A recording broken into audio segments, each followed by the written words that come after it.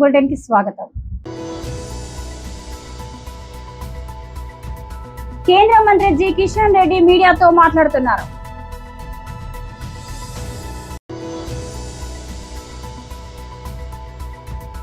తెలంగాణ భవన్ లో బీఆర్ఎస్ నేతల విలేకరుల సమావేశం.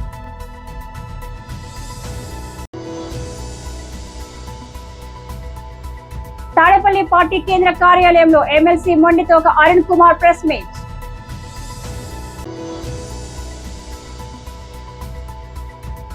గచ్చిబౌలిలో కూలిన భవనం.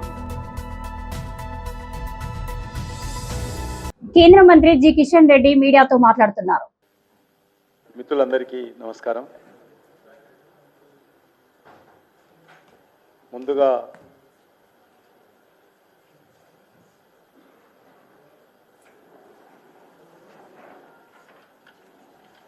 రజాకారులకు వ్యతిరేకంగా, నిజాం రాజ్యానికి వ్యతిరేకంగా పోరాటాలు ఉధృతంగా జరుగుతున్నప్పుడు ఆనాటి ప్రముఖ పాత్రికేయుడు, ఇమ్రోజ్ పత్రిక ఎడిటర్ అయినటువంటి షోయబుల్లా ఖాన్ ఈరోజు వర్ధంతి. ముందుగా నేను ఆ యొక్క షోయబుల్లా ఖాన్ అతి క్రూరంగా ఆగస్టు 21, 1948 భారతదేశానికి స్వాతంత్రం వచ్చిన తర్వాత ఈ ప్రాంతానికి రాలేదు. ఈ ప్రాంతంలో కూడా 3 రంగుల జెండా ఎగరాలని, నిజాం రాజ్యం ఉండకూడదని, ఇక్కడ కూడా డాక్టర్ అంబేద్కర్ రాజ్యాంగమే ఉండాలని, ఇక్కడ కూడా 3 రంగుల జెండా ఎగరాలని ఏదైతే ఆ రోజు పోరాటాలు జరుగుతుండేనో ఆ సందర్భంగా మరి ఆయన కలం, కొంతమంది గలము కొంతమంది కలంతో ఆ రోజు పోరాటాలు చేశారు. కలంతో పోరాటం చేసినటువంటి ప్రముఖ పాత్రికేయుడు షోయబుల్లా ఖాన్ వర్ధంతి. మా ఇంటి దగ్గరనే కాచిగూడ దగ్గర ఆయనను సాయంకాలం 9:30కి ఆ రోజు కంపోజ్ చేసేవాళ్ళు. ఒక్కొక్క అక్షరము కంపోజ్ చేసి ఉర్దూ పత్రిక నడిపేవాడు.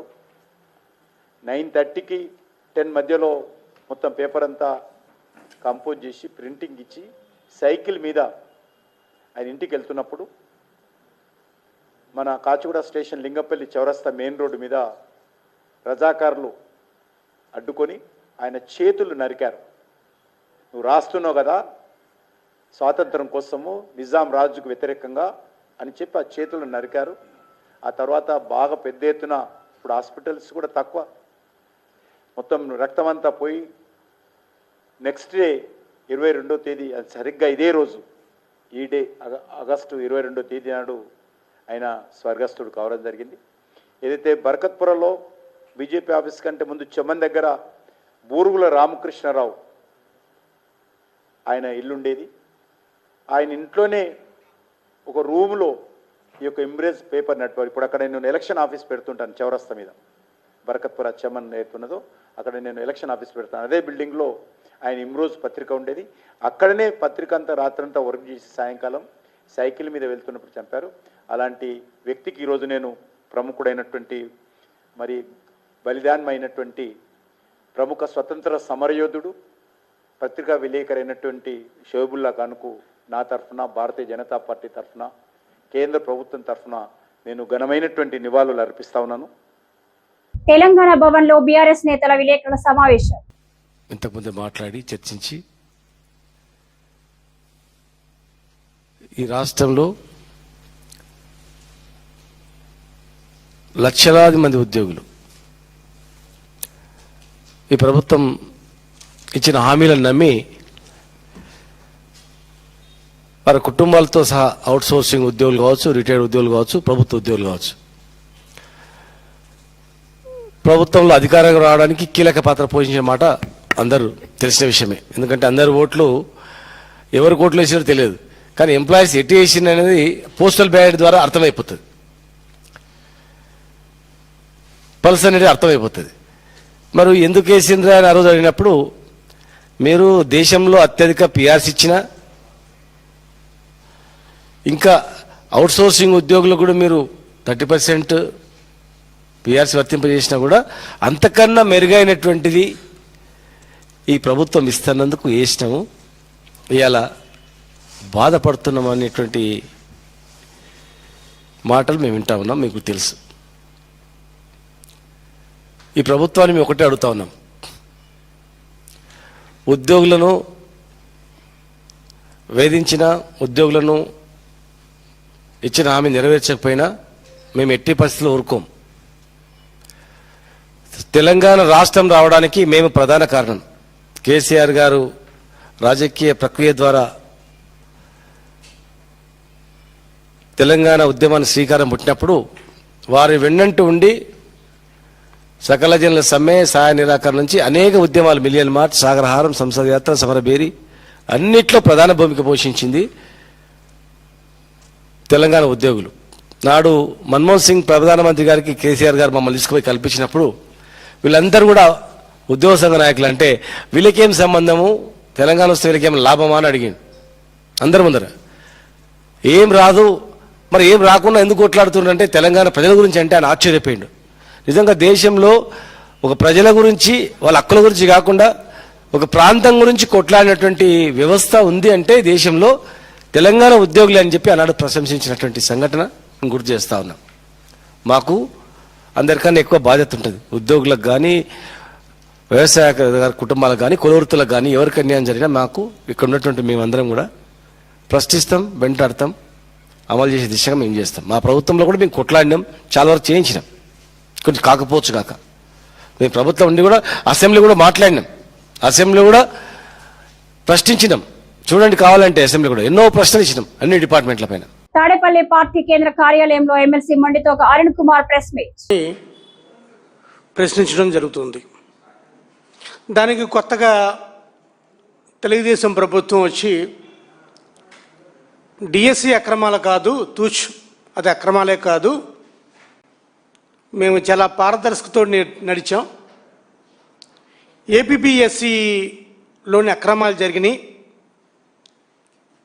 వాటి మీద తేలుద్దాం రండి అని తెలుగుదేశం పార్టీ మాట్లాడుతుంది. దానికి వైఎస్ఆర్ కాంగ్రెస్ పార్టీ చాలా స్పష్టంగా జగన్మోహన్ రెడ్డి గారి నాయకత్వంలో, జగన్మోహన్ రెడ్డి గారు కూడా స్వయంగా, రండిరా స్వామి మీ డిఎస్సి మీద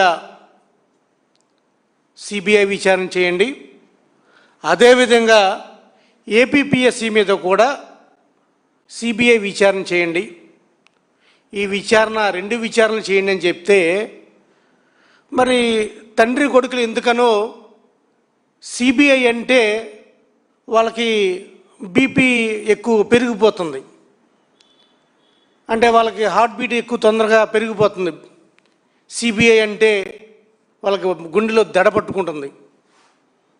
మేము సిబిఐ సిట్ విచారణ వేస్తాం అని చెప్పి ఏపీపీఎస్సిలో 2 సిట్లు వేశారు. డిఎస్సిలో మాత్రం ఎన్ని అక్రమాలు జరిగినా కూడా వాళ్ళు ఏమీ మాట్లాడరు. ఈ డిఎస్సి గురించి, ఈ ఏపీపీఎస్సి గురించి, ఈ 2 పరీక్షలు కూడా ఒకటే విధంగా అని చెప్పి మళ్ళీ వాళ్ళు మాట్లాడుతున్నారు. డిఎస్సిలో ఈ రాష్ట్రంలో, ఈ దేశంలో, ఈ ప్రపంచంలో ఎక్కడా కూడా ఒక ప్రభుత్వ ఉద్యోగం రావాలంటే ఈ ఎగ్జామ్ లేకుండా సుమారు 372 పోస్టులు ఇచ్చిన ఘనత ఈ తెలుగుదేశం పార్టీదే.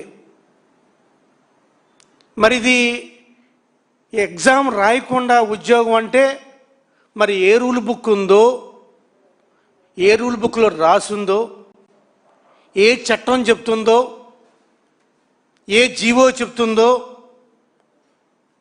అనేది ఈ ప్రపంచంలో ఎవరికి దొరకని సమాధానం.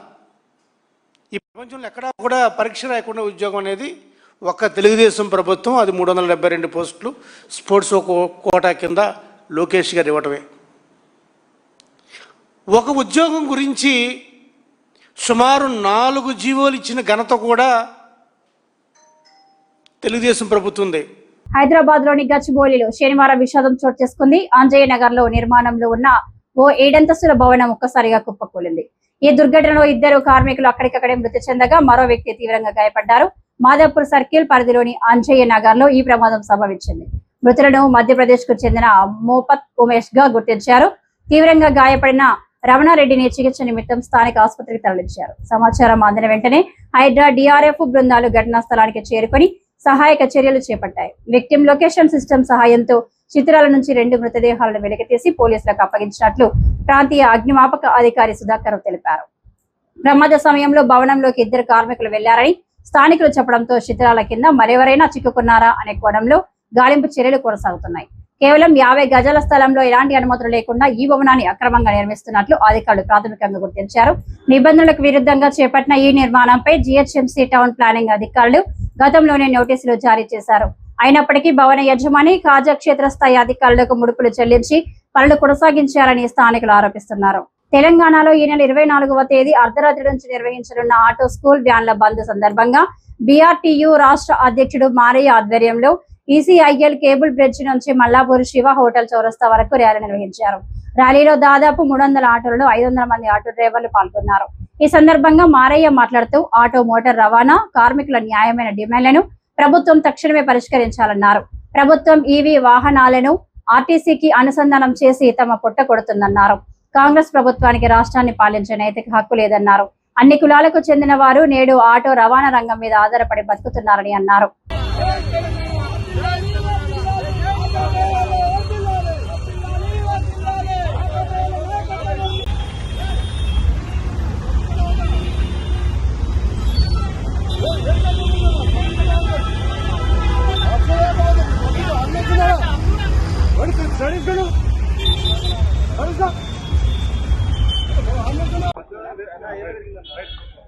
ఆటో మోటార్ రవాణా కార్మికుల న్యాయమైన డిమాండ్లు పరిష్కరించాలని చెప్పి ఈరోజు అది ఆగస్టు 24వ తేదీన రాష్ట్ర వ్యాప్త బంద్లో భాగంగా ఈరోజు మా రామంజీ రాష్ట్ర కార్యదర్శి ఆధ్వర్యంలో ఈసీఎల్ కేబుల్ నుండి మల్లాపూర్ షోట్ వరకు 300 ఆటోలతోటి ఈ సమ్మె జయప్రదం చేయాలని చెప్పి ర్యాలీ తీయడం జరిగింది.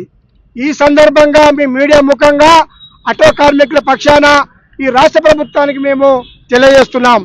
మీరు ఇచ్చిన హామీలే కాకుండా ఇప్పుడు కొత్త భవనం తీసుకొచ్చారు. ఏంటంటే ఈవీ వెహికల్ తీసుకొచ్చి ఆర్టీసీకి అనుసంధానం చేసి మీరు మా ఉపాధిని గండికొట్టే ప్రయత్నం మరింత చేస్తున్నారు. కాబట్టి ఈ రాష్ట్ర రవాణా శాఖ మంత్రికి, ఈ రాష్ట్ర ముఖ్యమంత్రి రేవంత్ రెడ్డి గారు మీరు దొంగ వైఖరి వీడండి. మీరు ఈ రాష్ట్రాన్ని నైతిక హక్కు కోల్పోయారు. మీరు చిత్తశుద్ధి లేదు, మీరు రాజీనామా చేయండి అని చెప్పి కూడా ఈ సందర్భంగా మేము డిమాండ్ చేస్తున్నాం. ఎందుకంటే మీరు ఆటో డ్రైవర్లకు మేలు చేయాలనే ఉద్దేశం ఉంటే ఇలా ఆటో రంగంలో ఉన్నటువంటి కార్మికులందరూ ఎస్సీలు, ఎస్టీలు, బీసీలు, మైనార్టీ, బడుగు బలహీన వర్గాల కింది స్థాయి కులాలకు సంబంధించినటువంటి వర్గాల పిల్లలు ఇలా లక్షలాది మంది ఆటో రవాణా రంగం మీద ఆధారపడి బతుకుతున్నారు.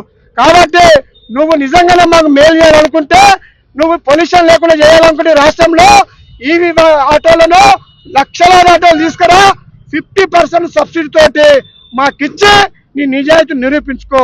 అంతేగాని మేము ప్రజలకు మేలు చేయాలని చెప్పి తీసుకొస్తున్నావు, మీకు అన్యాయం చేయడం కాదు, మీరు మా బిడ్డలే అంటే నువ్వు మోసం చేసుకుంటేనే నేను మోసం చేస్తానే అని చెప్పి తప్పుడు వాగ్దానాలు చేస్తున్నారు. కాబట్టి రేపు 24వ తేదీన ఆగస్టున రాష్ట్ర వ్యాప్తంగా అగ్నిగుండమై ప్రజలు లేస్తారు, ఆటో కార్మికులందరూ లుప్రేవేళ లేస్తారు. ఇదే సందర్భంగా రాష్ట్ర ప్రజానికానికి స్కూల్ వ్యాన్ పేరెంట్స్ కూడా మేము స్కూల్ వ్యాన్ డ్రైవర్ల పక్షాన, ఆటో డ్రైవర్ల పక్షాన విజ్ఞప్తి చేస్తున్నాం. మీరు మాకు సహకరించండి. మా హక్కుల కోసం మాకు అన్యాయం చేసింది రాష్ట్ర ప్రభుత్వం అని చెప్పి, మా హక్కులు హరించింది ఈ రాష్ట్ర ప్రభుత్వం అని చెప్పి, ఈ రాష్ట్ర ప్రభుత్వం మా పోరాటం ఉంది. కాబట్టి రాష్ట్రంలో కానీ హైదరాబాద్ నగరంలో కానీ స్కూల్ పిల్లల పేరెంట్స్ కూడా ఆటో డ్రైవర్లకు, స్కూల్ వ్యాన్ డ్రైవర్లకు సహకరించాలని చెప్పి మేము స్కూల్ వ్యాన్ పేరెంట్స్ కూడా మా జేఏసీ తరఫున మీకు విజ్ఞప్తి చేస్తున్నాం. నేడు మెగాస్టార్ తెలుగు ఫిలిం ఇండస్ట్రీ రారాజు కొణిదెల చిరంజీవి జన్మదినోత్సవం పురస్కరించుకొని స్థానిక జనసేన పార్టీ నగర కార్యాలయంలో దుగ్గిశెట్టి సుజయ్ బాబు ఆధ్వర్యంలో భారీ కేక్ కట్ చేసి సంబరాలు జరుపుకున్నారు. ఈ సందర్భంగా వారు మాట్లాడుతూ 1978లో సినీ రంగంలో అడుగుపెట్టి స్వయం కృషితో అంచెలంచెలుగా ఎదిగి నేడు మెగాస్టార్ గా తెలుగు ఇండస్ట్రీ రారాజుగా ఉన్న మా దైవం మెగాస్టార్ చిరంజీవికి జన్మదినోత్సవ శుభాకాంక్షలు తెలియజేస్తూ జన్మదినోత్సవం పురస్కరించుకొని పలు సేవా కార్యక్రమాలు నిర్వహించి ఆయన చూపిన సేవా మార్గంలో పయనిస్తున్నామని, ఆయన ఇటువంటి పుట్టినరోజులు నిండు నూరేళ్లు ఆయురారోగ్యాలు అష్టైశ్వర్యాలతో జరుపుకోవాలని ఆకాంక్షించారు. ఈ కార్యక్రమంలో జనసేన పార్టీ కార్యకర్తలు, నాయకులు, వీర మహిళలు పాల్గొన్నారు. హ్యాపీ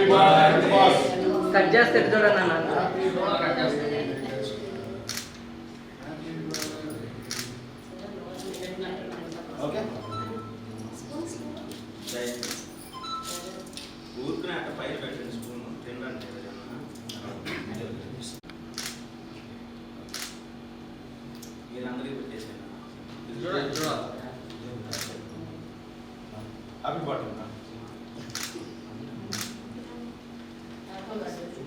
మనలో ఎవరంటే అలా చిరంజీవి గారు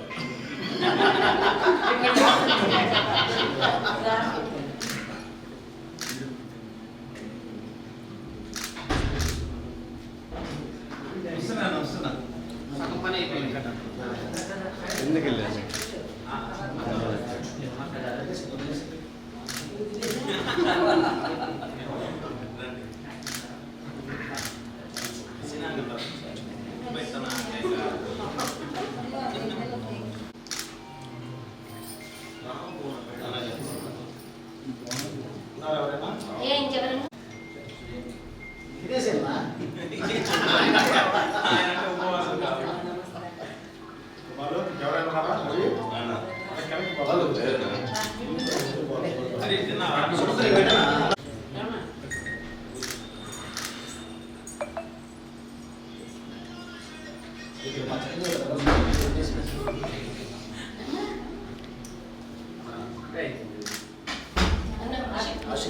చూసారు అంతా ఇయర్ కంప్లీట్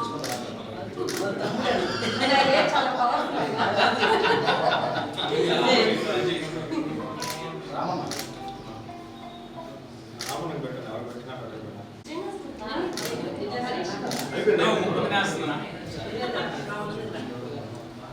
హరీష్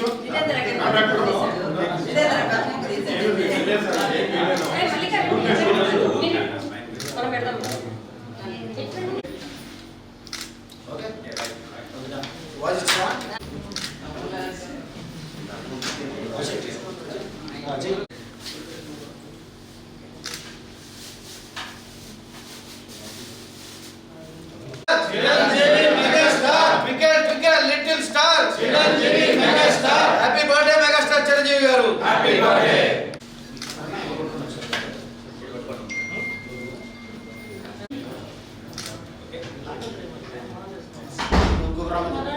इंडस्ट्री का boss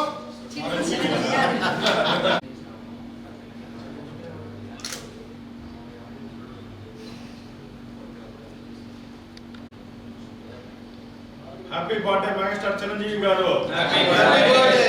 happy birthday megastar Chiranjeevi garu. Happy birthday. Mahabubabad జిల్లా కేంద్రంలో పెండింగ్ లో ఉన్న స్కాలర్షిప్ ఫీజు రియంబర్మెంట్ ని విడుదల చేయాలని, పాలిటెక్నిక్ విద్యార్థుల మెడకు గుదిబండగా మారనున్న జీవో నంబర్ 97 రద్దు చేయాలని డిమాండ్ చేస్తూ మహా ప్రదర్శన నిర్వహించారు.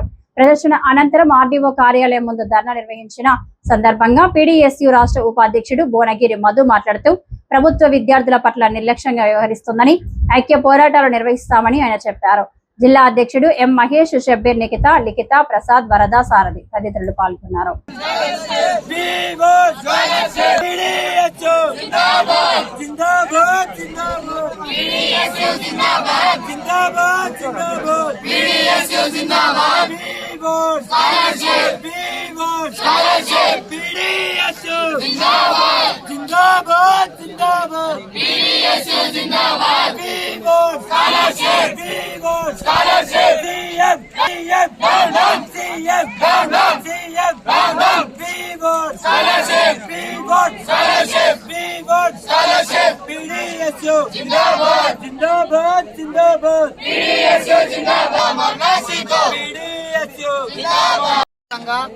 సీఎం రేవంత్ రెడ్డి అధికారంలోకి వచ్చిన తర్వాత విద్యార్థులకు ఒక్క రూపాయి కూడా ఇవ్వకుండా తీవ్ర ఇబ్బందులకు గురి చేశాడు. 2 సంవత్సరాల అవుతున్నటువంటి సందర్భంలో స్కాలర్షిప్లు ఇవ్వట్లేదు, రియంబర్స్మెంట్ ఇవ్వట్లేదు, కనీస వసతులు కల్పించట్లేదు. ఆఖరికి ఈ యొక్క సామాజిక తెలంగాణ, ప్రజాస్వామిక తెలంగాణలో విద్యార్థుల గొంతులు బట్టి నొక్కేటువంటి పరిపాలన తీసుకొచ్చిండు. విద్యార్థులు స్కాలర్షిప్ అడిగే పరిస్థితి లేదు. ఈ రోజు విద్యార్థులు తమ హక్కుల కోసం మాట్లాడే స్థితి లేదు. ఎక్కడికక్కడికి విద్యార్థులందరినీ కూడా ఈ రోజు చాలా ఇబ్బంది గురి చేస్తుండు. అందుకోసమే పీడీఎస్ తెలంగాణ రాష్ట్ర కార్యవర్గం ఆధ్వర్యంలో ఈ రోజు తెలంగాణ రాష్ట్ర వ్యాప్తంగా అన్ని జిల్లా కేంద్రాలలో విద్యార్థుల మహాప్రదర్శన నిర్వహించడం జరుగుతుంది. ఈ ప్రదర్శన ముఖ్య ఉద్దేశం పెండింగ్ లో ఉన్నటువంటి 10,500 కోట్ల ఫీజు బకాయిలను విడుదల చేయాలని, అదేవిధంగా తెలంగాణ రాష్ట్ర వ్యాప్తంగా ఈ రోజు పాలిటెక్నిక్ విద్యార్థుల గుదిబండగా మారినటువంటి జీవో నెంబర్ 97 రద్దు చేయాలని, పాలిటెక్నిక్ సెట్ సంబంధించిన ఎస్బీ సెట్ ను కొనసాగించాలనేటువంటి డిమాండ్లతోటి ఈ యొక్క ఆందోళన కొనసాగుతున్నది. ఈ ఆందోళనకు ప్రభుత్వం దిగొచ్చి జీవో నెంబర్ 97 రద్దు చేసి విద్యార్థుల స్కాలర్షిప్ రియంబర్స్మెంట్ విడుదల చేయాలని చెప్పేసి డిమాండ్ చేస్తున్నాం. లేని పక్షంలో రాష్ట్ర వ్యాప్తంగా ప్రత్యక్షంగా ఎమ్మెల్యేలు, ఎంపీలను కూడా ఎక్కడ కూడా తిరగనేయకుండా అడ్డుకుంటామని చెప్పేసి కూడా ఈ సందర్భంగా ప్రభుత్వాన్ని హెచ్చరిస్తున్నాం. నా పేరు భువనగిరి మధు, పీడీఎస్ తెలంగాణ రాష్ట్ర ఉపాధ్యక్షుడు. ఈ డిమాండ్ తోటి తెలంగాణ రాష్ట్ర వ్యాప్తంగా ఇచ్చిన పిలుపులో భాగంగా మహబూబాబాద్ జిల్లాలో మదర్ తెరిసా సెంటర్ నుంచి వివేకానంద సెంటర్ మీదుగా ఆర్టీఓ కార్యాలయం వరకు విద్యార్థి మహాప్రదర్శన నిర్వహించడం జరిగింది. ఈ ప్రదర్శన ముఖ్య ఉద్దేశం తెలంగాణ రాష్ట్ర వ్యాప్తంగా ఉన్నటువంటి ఫీజు రియంబర్స్మెంట్ బకాయిలను 10,500 కోట్లు రిలీజ్ చేయాలి, పాలిటెక్నిక్ విద్యార్థులకు గుదిబండగా ఉన్నటువంటి 97 జీవోను రద్దు చేయాలన్నటువంటి ప్రధాన డిమాండ్లతోటి ఈ ప్రదర్శన కొనసాగింది.